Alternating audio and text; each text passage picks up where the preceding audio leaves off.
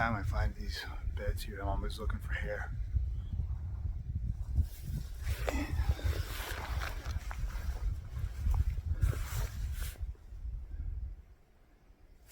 And I think I found a piece.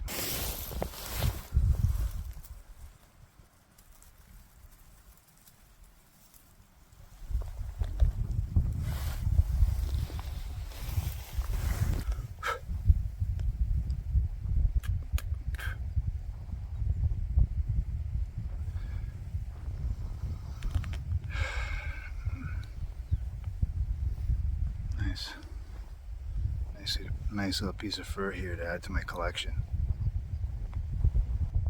I'm going to be able to knit a sweater by the time I leave Kodiak Island.